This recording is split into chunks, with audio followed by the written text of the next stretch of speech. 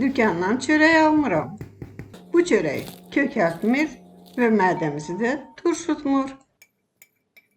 Özümüz hazırladığımız maya ilə çörək hazırlayaq. Un, duz, su əlavə eləyib, üzərinə ev mayası əlavə edirik. Hazırlanmasına kanalda baxa bilərsiniz. İndi gördüyünüz kimi mayanı əlavə elədim. Sulu yerdən yaxşıca qarışdırıram. Mayanı ayrıca da su ilə qarışdırıb əlavə eləyə bilərsiniz. Və xəmirimizi yoğururuq. Gördüyünüz kimi burada çətin heç bir şey yoxdur. İstəyə görə bura biraz şəkər əlavə eləyə bilərsiniz. Mən isə əlavə etmirəm. Və xəmiri yoğururuq. Masanın üstünə keçirdək və ələ yapışan xəmirimizi yoğurmağa başlayaq.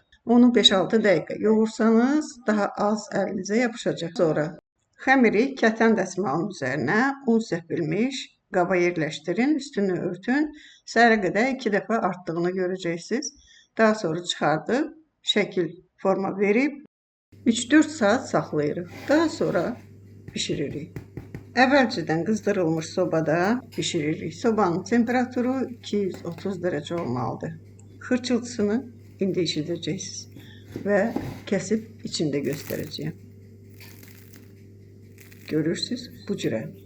Tamı da şahanədir. Lap o 50-ci illərin çörəyi kimidir.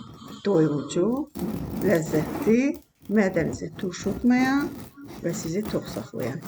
Like edin və ya yaddaşda saxlayın. Mayanın hazırlanması, yedirdilməsi, çoxaldılması digər videoda. Müxtəlif mayalar, müxtəlif çörəklər. Hamısı kanalda. Daha ətraflı açıqlamada. Canınız sağlam, bərəkətiniz bol olsun.